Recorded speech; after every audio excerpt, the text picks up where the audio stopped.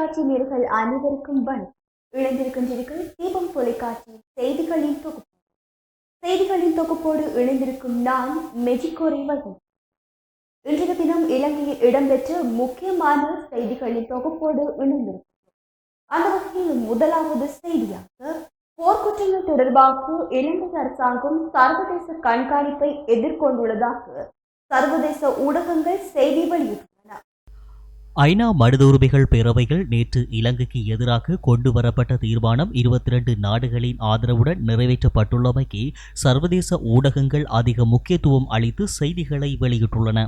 இந்த தீர்மானத்துக்கு எதிராக 11 நாடுகள் வாக்களித்திருந்த அதேவேளை 14 நாடுகள் நடுநிலை வகித்திருந்தன. இலங்கையின் உள்நாட்டு போரில் 1 லட்சம் வரையிலான பொதுமக்கள் படுகொலை செய்யப்பட்டுள்ளனர் என்று ஐநா நம்புவதாக சுட்டிக்காட்டியுள்ள சர்வதேச ஊடகங்கள் 2 தரப்புகள் மீதும் குற்றச்சாட்டுகள் முன்வைக்கப்பட்டுள்ளதாகவும் தெரிவித்துள்ளன. ஜெனீவாவில் நிறைவேற்றப்பட்டுள்ள தீர்மானத்தில் போர்க்காலத்தில் இடம்பெற்ற மீறல்கள் தொடர்பான ஆதாரங்களை திரட்டி பகுப்பாய்வு செய்து ஆவணப்படுத்தி பாதுகாக்குமாறு ஐநா மனித உரிமைகள் ஆணையாளர் மிச்சேல் பேச்சலெட்டுக்கு ஆணை வழங்கப்பட்டுள்ளதாகவும் சர்வதேச ஊடகங்கள் குறிப்பிட்டுள்ளன. இந்த கட்டமைப்பை உருவாக்குவதற்கு $2.8 மில்லியன் செலவு ஏற்படும் என்று ஐநா மனித உரிமைகள் பேரவையின் தலைவர் நேற்று சபையில் அறிவித்திருந்தார். மீறல்கள் குறித்த ஆதாரங்களை சேகரித்து பாதுகாக்கும் அமைப்பு உருவாக்கப்படுவது இலங்கை மீதான சர்வதேச கண்காணிப்பை அதிகரிக்க செய்யும் என்றும் சர்வதேச ஊடகங்கள் கருத்து வெளியிட்டுள்ளன. இதுகுறித்து கருத்து வெளியிட்டுள்ள ஐநாவின் முன்னாள் நிபுணரும் சர்வதேச உண்மை மற்றும் நீதிக்கான திட்டத்தின் நிறைவேற்று பணிப்பாளருமான ஜஸ்மின் ஜூகா இது பாதிக்கப்பட்டவர்களுக்கு மிகவும் முக்கியமானது என்றும் உள்நாட்டு மட்டத்திலான செயல்முறைகள் தோல்வியடைந்துள்ளன என்பதற்கான ஒரு அங்கீகாரம் என்றும் குறிப்பிட்டுள்ளார். அதேவேளை ஜெனீவா வாக்கெடுப்பில் கோட்டாபாய ராஜபக்ச அரசாங்கத்திற்கு பாரிய ராஜதந்திர பின்னடைவு ஏற்பட்டுள்ளதாகவும் சர்வதேச ஊடகங்கள் தெரிவித்துள்ளன. இந்த தீர்மானத்தை தடுப்பதற்கு உச்சபட்ச ராஜதந்திர முயற்சிகளை மேற்கொண்டிருந்த போதும் இலங்கை அரசாங்கம் அதனை தடுப்பதில் தோல்வியடைந்துள்ளதாகவும் அந்த ஊடகங்கள் குறிப்பிட்டுள்ளன. ஐநா மனித உரிமைகள் பேரவையில் பிரித்தானியா தலைமையிலான நாடுகள் கொண்டு வந்த தீர்மானத்தை தோற்கடிக்க இலங்கை அரசாங்கம் மேற்கொண்ட உயர்மட்ட ராஜதந்திர முயற்சிகள் வெற்றியளிக்கவில்லை என்று தகவல்கள் கூறுகின்றன. இலங்கைக்கு எதிரான தீர்மானத்தை தோற்கடிக்க உதவுமாறு ஜனாதிபதி கோட்டாபாய ராஜபக்சவும் பிரதமர் மஹிந்த ராஜபக்சவும் உறுப்பு நாடுகளின் தலைவர்களுடன் தனிப்பட்ட முறையில் கலந்துரையாடல்களை நடத்தியிருந்தனர். ஜனாதிபதியினால் குறித்த நாடுகளின் தலைவர்களுக்கு கடிதங்கள் அனுப்பி வைக்கப்பட்டதுடன் பல நாடுகளின் தலைவர்களுடன் ஜனாதிபதி தொலைபேசி மூலம் தொடர்பு கொண்டு ஆதரவு கோரியிருந்தார். இந்திய பிரதமர் மோடி, நேபாள பிரதமர் சர்மா ஒலி உள்ளிட்ட பல நாடுகளின் தலைவர்களிடமும் இஸ்லாமிய நாடுகளின் கூட்டமைப்பின் தலைவருடனும் தொலைபேசியில் தொடர்பு கொண்டு ஆதரவு தருமாறு கேட்டிருந்தார். அத்துடன் வாக்கெடுப்புக்கு முன்னதாக பஹ்ரைன் பிரதமருடன் பிரதமர் மஹிந்த ராஜபக்ச தொலைபேசியில் தொடர்பு கொண்டு ஜெனீவா தீர்மானத்துக்கு எதிராக வாக்களிக்குமாறு கோரிக்கை விடுத்திருந்தார். ஜனாதிபதி, பிரதமர் உள்ளிட்டவர்கள் பங்கேற்ற உயர்மட்ட ராஜதந்திர முயற்சிகள் மேற்கொள்ளப்பட்ட போதும் இலங்கைக்கு ஆதரவாக 11 நாடுகள் மட்டுமே வாக்களித்துள்ளன. ஐநா மனித உரிமைகள் பேரவையில் இதுவரையில் இலங்கைக்கு கிடைத்துள்ள ஆக குறைந்த ஆதரவு இதுவேயாகும்.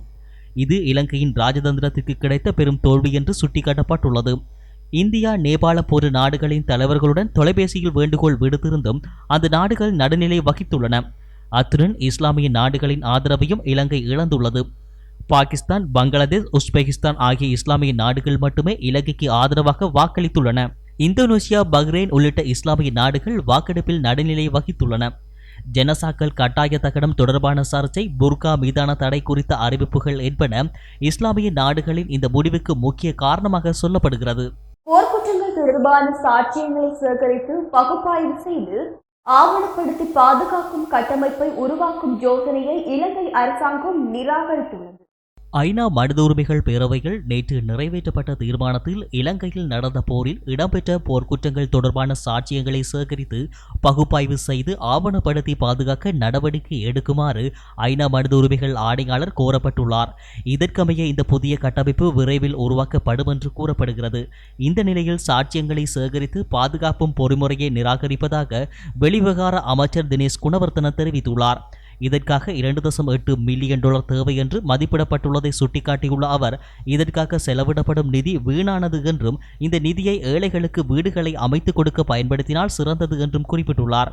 இந்த நிதியை கொண்டு ஜாழ்ப்பாண குடாநாட்டில் உள்ள அனைவருக்கும் வீடுகளை அமைத்துக் கொடுக்க முடியும் என்று அவர் சுட்டிக்காட்டியுள்ளார். சம்பந்தப்பட்ட நாட்டின் ஒப்புதல் மற்றும் ஏற்றுக்கொள்ளல் இல்லாமல் இதனை செயற்படுத்த முடியாது என்றும் தினேஷ் குணவர்த்தன குறிப்பிட்டுள்ளார். ஐநா மனித உரிமைகள் பேரவையில் இலங்கை தொடர்பாக நிறைவேற்றப்பட்ட தீர்மானத்திற்கு ஆதரவளித்த நாடுகளுக்கு அனுசரணை நாடுகள் குழுவின் சார்பில் ஜெனீவாவுக்கான பிரித்தானியாவின் நிரந்தர வதிவிட பிரதிநிதி ஜூலியன் பிரத்வேட் நன்றி தெரிவித்துள்ளார். ஐநா மனித உரிமைகள் பேரவையில் இலங்கை தொடர்பான அனுசரணை நாடுகள் முன்வைத்த தீர்மானத்துக்கு 22 நாடுகள் ஆதரவு தெரிவித்திருந்தன. 11 நாடுகள் எதிராக வாக்களித்திருந்த நிலையில் 14 நாடுகள் வாக்கெடுப்பில் பங்கேற்காமல் நடுநிலை வகித்தன. இந்த தீர்மானம் நிறைவேற்றப்பட்ட பின்னர் பிரித்தானியாவின் நிரந்தர வதிவிட பிரதிநிதி ஜூலியன் பிரத்வைட் தனது ட்விட்டர் பதிவில் இலங்கையின் மனித உரிமைகள் தொடர்பான ஐக்கிய நாடுகள் மனித உரிமைகள் பேரவையின் கண்காணிப்பு தொடரும் என்று இது முக்கியமானது எனவும் அவர் குறிப்பிட்டுள்ளார். இலங்கையின் பிராந்திய ஒருமைப்பாடு மற்றும் இலங்கை தமிழர்களின் அபிலாஷைகளுக்கு உறுதியளித்தல் ஆகிய இரு பிரதான தூண்களை மையப்படுத்தியதாகவே இலங்கை தொடர்பான தமது நிலைப்பாடு உள்ளதாக இந்தியா தெரிவித்துள்ளது. ஐநா மனித உரிமைகள் பேரவையின் நேற்றைய அமர்வில் உரையாற்றிய ஜெனீவாவுக்கான இந்திய தூதரகத்தின் முதல் நிலை செயலாளர் பவான் பாட்டே இலங்கைக்கு 2009 ஆண்டுக்கு பின்னர் துரித நிவாரணம், மீள்குடியேற்றம், புனர்வாழ்வு மற்றும் புனரமைப்பு பணிகளுக்கு பல்வேறு பங்களிப்புகளை இந்தியா செய்துள்ளது.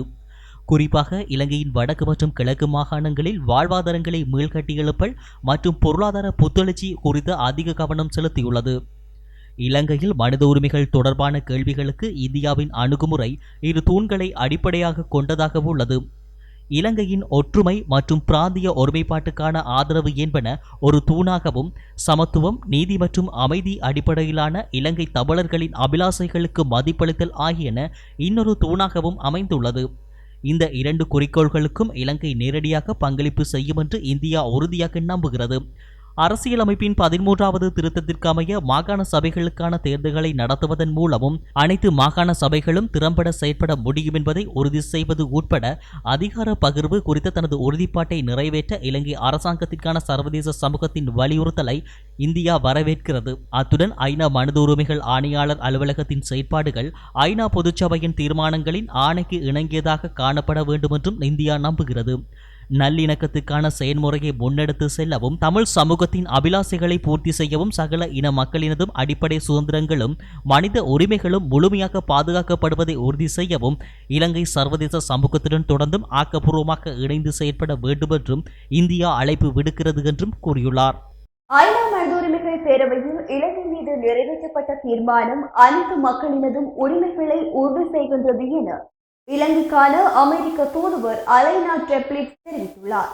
ட்விட்டர் பதிவு ஒன்றில் அவர் ஐநாவின் புதிய தீர்மானம் நீதி வழங்குவதிலும் பொறுப்பு கூறலிலும் இலங்கையின் தொடர்ச்சியான முயற்சிகள் அங்கீகரிக்கிறது. அதுபோன்றே இலங்கை அரசின் கடந்த கால ஆணைக்குழுக்களின் வாக்குறுதிகளும் பரிந்துரைகளும் நிறைவேற்றப்படாமல் போய்விட்டன என்பதையும் இந்த தீர்மானம் சுட்டிக்காட்டுவதாக உள்ளது. இலங்கை உறுதியான அனைத்து தரப்பினரையும் உள்வாங்கிய ஒரு எதிர்காலத்தை கட்டியெழுப்ப வேண்டுமானால் கடந்த காலத்தின் வலிமிகுந்த விடயங்களுக்கு தீர்வு காண வேண்டும். அனைத்து குடிமக்களுக்குமான உரிமைகளை உறுதி செய்ய வேண்டும். ஐநா தீர்மானத்திற்கான இணை அனுசரணை நாடு என்ற அடிப்படையில் இலங்கையின் நீண்டகால அமைதி மற்றும் சுபீட்சத்துக்காக அமெரிக்கா அர்ப்பணிப்புடன் உள்ளது என்றும் மேலும் தெரிவித்துள்ளார். இலங்கைக்கு எதிராக ஐக்கிய நாடுகளின் மனித உரிமைகள் பேரவையால் நிறைவேற்றப்பட்ட தீர்மானத்தை ஏற்றுக்கொள்வதாக தமிழ் தேசிய கூட்டமைப்பின் தலைவர் ரா சம்பந்தன் தெரிவித்துள்ளார். ஊடகம் ஒன்றுக்கு வழங்கிய விசேட செய்தியின் போதே அவர் இவ்வாறு தெரிவித்துள்ளார். இது தொடர்பாக தொடர்ந்து தெரிவிக்கையில், ஐநா மனித உரிமைகள் பேரவையில் இலங்கைக்கு எதிரான தீர்மானம் நேற்று நிறைவேற்றப்பட்டது. தீர்மானத்திற்கு ஆதரவாக 22 நாடுகள் வாக்களித்தன. சீனா, ரஷ்யா உட்பட்ட 11 நாடுகள் மட்டுமே இலங்கைக்கு ஆதரவாக வாக்களித்தன. இந்தியா, ஜப்பான் உட்பட்ட 14 நாடுகள் வாக்களிக்காமல் இருந்துள்ளன. இலங்கையில் அகதிகளுக்கான ஐக்கிய நாடுகள் சபையின் உயர்ஸ்தானிகரின் பரிந்துரைகள் நடைமுறைப்படுத்தப்பட வேண்டும் என்று பயங்கரவாத தடுப்பு சட்டம், சர்வதேச மனித உரிமைகள் மற்றும் மனிதாபிமான சட்டங்களை மறு ஆய்வு செய்யப்படுத்தி திருத்தப்பட வேண்டும் என்று தீர்மானம் கோருகின்றது. இது தொடர்பில் தீர்மானத்தை ஏற்றுக்கொள்வதை நாங்கள் வரவேற்கின்றோம். அது குறித்து மகிழ்ச்சி அடைகின்றோம். இது நடைமுறைப்படுத்தப்பட வேண்டும். நல்லிணக்கம், பொறுப்புக்கூறல் மற்றும் மரியாதை ஆகியவற்றை உள்ளடக்கிய தேசிய கேள்விக்கு அரசியல் தீர்வு தேவை என்பதை நாங்கள் நிலைப்பாடு. தீர்மானத்தை கொண்டு வந்த நாடுகளையும் ஐநா மனித உரிமைகள் உயர்ஸ்தானிகரையும் பொறுப்பு கூறல், நல்லிணக்கம் மற்றும் நீடித்த அமைதிக்காக செயல்படுமாறு நாங்கள் அழைக்கின்றோம். இந்தியா ஆதரிக்கவில்லை, ஆனால் அதற்கு எதிராக வாக்களிக்கவில்லை. இந்தியா இலங்கை குறித்து ஆழமாக சிந்தித்து தமிழ் மக்களின் நலனுக்காக ஒரு முடிவை எடுத்துள்ளது. அவர்களை பொறுத்தவரை தீர்மானத்தின் உள்ளடக்கம் செயல்படுத்தப்பட வேண்டும் என்று சம்பந்தன் கூறியுள்ளார். இலங்கை தொடர்பாக முன்வைக்கப்பட்ட ஜெனீவா பிரேரணைக்கு இந்தியா ஒத்துழைப்பு வழங்காதது பாதிப்பை ஏற்படுத்தாது என ஸ்ரீலங்கா சுதந்திர கட்சியின் செயலாளரும் ராஜாங்க அமைச்சருமான தயாஸ்ரீ ஜாயசகர தெரிவித்துள்ளார். ஸ்ரீலங்கா சுதந்திர கட்சி தொழிலாளர் சங்கத்திற்கும் ஸ்ரீலங்கா சுதந்திர கட்சியின் உயர்மட்ட குழுவுக்கும் இடையில் சந்திப்பொன்றின் போது இது தொடர்பாக எழுப்பப்பட்ட கேள்விக்கு பதிலளிக்கும் போதே அவர் இவ்வாறு தெரிவித்துள்ளார். ஐக்கிய நாடுகள் சபையின் மனித உரிமைகள் பேரவையில் இலங்கை தொடர்பான ஜெனீவா பிரேரணைக்கு இலங்கை ஆதரவாக இந்தியா ஒத்துழைப்பு வழங்காமை பாதிப்பாகாது. எனினும் அவர்கள் எங்களுக்கு துணை நிற்பார்கள் என நான் நினைக்கின்றேன் என்றும் அவர் மேலும் தெரிவித்துள்ளார். கனகராயன் ஆற்றில் அளவுக்கு அதிகமான மணல் அகழ்வு இடம்பெற்று வரும் நிலையில் இதனால் எதிர்காலத்தில் பாரிய அளவில் பாதிப்புகள் உருவாகலாம் என வடமாகாண ஆளுநர் திருமதி BSM சார்ல்ஸ் தெரிவித்துள்ளார். கிளிநொச்சியில் இடம்பெற்ற நிகழ்வொன்றில் கருத்து வெளியிடும் போதே அவர் இவ்வாறு தெரிவித்துள்ளார். இதன்போது அவர் மேலும் தெரிவிக்கையில், மனித நாகரிகங்கள் நதிக்கரைகள் இருந்து தோற்றம் பெற்றுள்ளன. தற்பொழுது இயற்கை மீது மனிதன் செலுத்துகின்ற ஆதிக்கமானது மனித வாழ்வுக்கு ஒவ்வாத சூழ்நிலையை உருவாக்கியுள்ளது. குறிப்பாக ஜாழ் மாவட்டத்தில் இன்று குடிநீருக்கான தட்டுப்பாடு இருக்கின்றது. இதேபோல் வடக்கு மாகாணத்தில் ஏனைய பிரதேசங்களிலும் இன்று குடிநீர் நெருக்கடி காணப்படுகின்றது. கிளிநொச்சி மாவட்டத்தின் பாரிய வளங்களில் ஒன்றாக காணப்படுகின்ற இரணிமடு குளத்தின் கீழ் உள்ள கனகராஜன் ஆற்று பகுதியில் தொடர்ச்சியாக மண் அகழ்வுகள் மேற்கொள்ளப்பட்டு வருகின்றது. இது எதிர்காலத்தில் நீர்த்தேக்கத்திற்கான பாதிப்பை ஏற்படுத்தும் என அவர் குறிப்பிட்டுள்ளார்.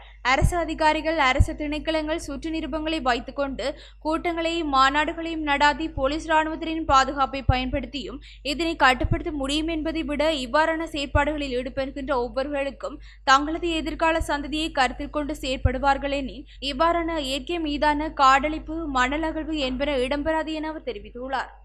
PCR பரிசோதனைகளுக்கு நாளாந்தம் 80 மில்லியன் ரூபாய் செலவாகின்றது என தெரிவிக்கின்ற செய்தி பொய்யானது என இலங்கை அரசு மருத்துவ ஆய்வக தொழில்நுட்ப வல்லுநர்கள் சங்கம் தெரிவித்துள்ளது. குறித்த தகவலை இலங்கை அரசு மருத்துவ ஆய்வக தொழில்நுட்ப வல்லுநர்கள் சங்கத்தின் தலைவர் ரவி குமுதேஷ் தெரிவித்துள்ளார். PCR பரிசோதனைகளுக்காக 80 மில்லியன் செலவாகியுள்ளதாக சுகாதார அமைச்சர் பவித்ரா வன்னியராஜி பத்திரிகை ஒன்றுக்கு கருத்து தெரிவித்துள்ளார். குறித்த செய்தி தவறானது. குறித்த பரிசோதனையை விஞ்ஞான ரீதியாக பரிசோதனை மேற்கொள்ள வேண்டும். PCR பரிசோதனைக்காக 80 மில்லியன் செலவாகிறது என சொல்வது பொய்யானது எனவும் பரிசோதனைக்கான செலவுகளை சரியாக கேட்டுக்கொள்ளுமாறு சுகாதார அமைச்சரிடம் தெரிவித்துக் கொள்கின்றோம். PCR பரிசோதனைக்கு 5000 ரூபாய் மாத்திரமே செலவாகின்றது எனவும் இதைவிட குறைந்த செலவில் PCR பரிசோதனை மேற்கொள்ள முடியும் எனவும் இலங்கை அரசு மருத்துவ ஆய்வக தொழில்நுட்ப வல்லுநர்கள் சங்கத்தின் தலைவர் தெரிவித்துள்ளார். அத்துடன் அதிக விலையில் உள்ள தொழில்நுட்பங்களை பயன்படுத்தி PCR பரிசோதனையை மேற்கொண்டால் செலவாகலாம் எனவும் அவர் தெரிவித்துள்ளமை குறிப்பிடத்தக்கது. நேற்றைய தினம் இடம்பெற்ற நாடாளுமன்ற அமர்வுகளின் போது நாடாளுமன்ற உறுப்பினர்கள் சுற்றித் திரிவதை விடுத்து தங்களுக்கு ஒதுக்கப்பட்ட இடங்களில் அமருமாறு சபாநாயகர் மஹிந்த ஜாப அபேவர்த்தன அறிவித்தல் விடுத்துள்ளார். நேற்று காலை 10 மணிக்கு ஆரம்பமான நாடாளுமன்ற அமர்வின் போது சில உறுப்பினர்கள் சபையில் சுற்றி நடப்பதும் மற்றவர்களுடன் கலந்துரையாடுவதுமாக இருந்தமையின் காரணமாகவே அவர் இந்த அறிவித்தலை விடுத்துள்ளார். இதனையடுத்து அமர்வுகள் நடைபெறும் போது தனித்தனியே கலந்துரையாடலை நடத்த வேண்டாம் என்றும் தங்களுக்கு ஒதுக்கப்பட்ட இருக்கையில் அமருமாறும் சபாநாயகர் நாடாளுமன்ற உறுப்பினர்களுக்கு அறிவித்துள்ளார். கிளிநொச்சி தர்மபுரியில் இடம்பெற்ற விபத்தில் ஆசிரியர் ஒருவர் படுகாயமடைந்துள்ளார். வீதி விபத்தில் படுகாயமடைந்த ஆசிரியர் இன்று காலை யாழ்ப்பாணத்திலிருந்து முல்லைத்தீவு நோக்கி பயணித்த அரச பேருந்து தர்மபுரியைச் சேர்ந்த ஆசிரியர் ஒருவர் ஆவார். உடையார்கட்டு பகுதியை நோக்கி பயணித்துக் கொண்டிருந்த போது மோட்டார் சைக்கிளில் பயணித்தவர் அவர் பயணித்துக் கொண்டே பத்திரிகையை படித்து சென்ற காரணத்தினால் விபத்து ஏற்பட்டுள்ளது. அரச பேருந்து பின்பக்கமாக மோதியதில் அவர் பலத்த காயமடைந்து தர்மபுர வைத்தியசாலையில் அனுமதிக்கப்பட்டு மேலதிக சிகிச்சைக்காக கிளிநொச்சி மாவட்ட வைத்தியசாலைக்கு மாற்றப்பட்டுள்ளார். மேல் மாகாண பாடசாலைகளில் அனைத்து வகுப்புகளையும் மார்ச் 29 ஆரம்பிப்பதற்கு தீர்மானித்துள்ளதாக கல்வி அமைச்சர் ஜிகல் பீரிஸ் தெரிவித்துள்ளார். மேல் மாகாண பாடசாலைகளின் அனைத்து தரங்களையும் மீள ஆரம்பிப்பதற்கு சுகாதார பணிப்பாளர் நாயகம் அனுமதி வழங்கியுள்ளார். அதற்கமையவே இந்த தீர்மானத்தை மேற்கொண்டுள்ளதாக கல்வி அமைச்சர் மேலும் தெரிவித்துள்ளார். புற்றுநோய் ஏற்படக்கூடிய ரசாயனம் அடங்கிய தேங்காய் எண்ணெயை சுகாதார பரிந்துரையின்றி சுங்கத்திலிருந்து விடுவித்தமை தொடர்பில் விசாரணைகள் முன்னெடுக்கப்பட உள்ளதாக வர்த்தகத்துறை அமைச்சர் பந்துல குணவர்த்தன தெரிவித்துள்ளார்.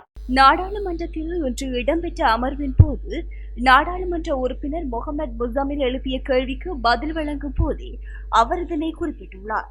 சந்தையில் பாவனைக்கு ஒவ்வாத தேங்காய் எண்ணெய் இருப்பதாக எந்த ஒரு நுகர்வோரும் இதுவரை முறைப்பாடு செய்யவில்லை. முறைப்பாடு முன்வைக்கப்படாவிட்டாலும் குறித்த ஊடக சந்திப்பை நடத்தியவர்களிடம் கலந்துரையாடி சந்தையில் எங்கேனும் இந்த பாவனைக்கு ஒவ்வாத தேங்காய் எண்ணெய் இருக்குமாயின் அதனை கண்டறியுமாறு நுகர்வோர் அதிகார சபையின் தலைவருக்கு அறிவுறுத்தியுள்ளதாக அமைச்சர் குறிப்பிட்டுள்ளார். அத்துடன் எவ்வாறு இது விநியோகிக்கப்பட்டது என்பது தொடர்பிலும் விரிவான விசாரணைகளை மேற்கொள்ளுமாறு அந்த அதிகார சபையின் தலைவருக்கு அறிவித்துள்ளதாகவும் வர்த்தகத்துறை அமைச்சர் பந்துல குணவர்த்தன தெரிவித்துள்ளார். ஐக்கிய நாடுகள் மனித உரிமைகள் பேரவையில் நேற்று நிறைவேற்றப்பட்ட தீர்மானமானது இலங்கையில் வாழ்கின்ற தமிழ் மக்களுக்கு நீதியை பெற்றுக் கொடுக்கும் விடயத்தில் திருப்பு முனையாக அமைந்திருப்பதாக தமிழ் தேசிய கூட்டமைப்பின் நாடாளுமன்ற உறுப்பினர் சுமந்திரன் கூறியுள்ளார். ஜெனீவாவில் நேற்று நிறைவேற்றப்பட்ட இலங்கை தொடர்பான தீர்மானம் குறித்து எழுப்பப்பட்ட கேள்விக்கு விடையளிக்கையிலேயே இதனை தெரிவித்துள்ளார். சர்வதேச நீதிமன்ற பொறிமுறைகளின் ஊடாக பாதிக்கப்பட்ட மக்களுக்கு நீதியை பெற்றுக் கொடுக்க இலங்கை அரசாங்கமும் சேர்ந்து முன்வர வேண்டும். எனவே அரசாங்கம் இனியாவது தாம் பயணிக்கும் பிழையான திசையில் இருந்து திரும்பி சரியான திசையிலேயே பயணிக்க வேண்டும் என தாம் எதிர்பார்ப்பதாக நாடாளுமன்ற உறுப்பினர் சுமந்திரன் குறிப்பிட்டுள்ளார். தேசிய அடையாள அட்டையை பெற்றுக்கொள்ள ஆட்பதிவு திணைக்களத்திற்கு வருகை தருபவர்கள் முன் அனுமதி பெறுவது கட்டாயமாக்கப்பட்டுள்ளதாக ஆட்பதிவு திணைக்களம் தெரிவித்துள்ளது. இவ்வாறு முன் அனுமதி பெறுவதற்கு 2 தொலைபேசி இலக்கங்கள் அறிவிக்கப்பட்டுள்ளன. 0115226 அல்லது 01152261226 ஆகிய இலக்கங்களை கொண்டு முன் அனுமதி பெற வேண்டும் என ஆட்பதிவு திணைக்களம் தெரிவித்துள்ளது. ராஜகிரிய நாடாளுமன்ற வீதியில் விபத்தை ஏற்படுத்தியமை தொடர்பில் கைதான சிற்றூர்ந்தின் சாரதி விளக்குமறியலில் வைக்கப்பட்டுள்ளார். அவர் கொழும்பு மேலதிக நீதவான் டி பிரபாகரன் முன்னிலையில் பிரசன்னப்படுத்தப்பட்டார். இதன்படி அவரை எதிர்வரும் 31ஆம் திகதி வரை விளக்குமறியலில் வைக்குமாறு நீதவான் உத்தரவிட்டுள்ளார். ராஜகிரியின் நாடாளுமன்ற வீதியில் கண்காணிப்பில் ஈடுபட்டிருந்த காவல்துறை உத்தியோகத்தர் உட்பட மேலும் ஒருவர் மீது சிற்றூர்ந்து ஒன்று மோதுண்டதில் 2 பேர் உயிரிழந்தனர். நேற்று அதிகாலை 4:30 அளவில் இந்த விபத்து இடம்பெற்றதாக காவல்துறை பேச்சாளர் பிரதி காவல்துறை மா அதிபர் அஜித் ரோஹண தெரிவித்துள்ளார். கொழும்புக்கு பிரவேசிக்கும் வாகனங்களை சோதனைக்கு உட்படுத்திய சந்தர்ப்பத்தில் பத்திரமுலையில் இருந்து பொருளை நோக்கி பயணித்த சிற்றூர்ந்து ஒன்று இவ்வாறு மோதுண்டதாக அவர் குறிப்பிட்டுள்ளார். இதனையடுத்து சம்பவத்துடன் தொடர்புடைய தலவத்துக்கொட பகுதியைச் சேர்ந்த சிற்றூர்ந்தின் சாரதி கைது செய்யப்பட்டார். தேய்ந்த டயர்களை சோதனையிடும் நடவடிக்கை இடைநிறுத்தப்பட்டுள்ளது. கடந்த சில நாட்களாக காவல்துறையினரால் முன்னெடுக்கப்பட்டு வந்த தேய்ந்த டயர்களுடன் பயணிக்கும் வாகனங்களை சோதனை செய்யும் நடவடிக்கை தற்காலிகமாக நிறுத்தப்பட்டுள்ளது. இதனை அமைச்சரவை பேச்சாளர் கெகலிக ரம்புக்வெல தெரிவித்துள்ளார். பயணித்துக் கொண்டிருந்த பேருந்தொன்றின் பின்புற கதவில் இருந்து தவறி வீழ்ந்து நபரொருவர் உயிரிழந்துள்ளதுடன் இது தொடர்பாக பேருந்தின் நடத்துனர் கைது செய்யப்பட்டுள்ளார். இவ்வாறு கைது செய்யப்பட்ட நபர் பாணந்துறை களுத்துறை பேருந்தின் நடத்துனர் ஒருவர் என காவல்துறை பேச்சாளர் பிரதி காவல்துறை மா அதிபர் அஜித் ரோஹண தெரிவித்துள்ளார். சந்தேக நபர் நீதிமன்றில் முன்னிலைப்படுத்தப்பட்ட பின்னர் விளக்கமறியலில் வைக்க உத்தரவிடப்பட்டது.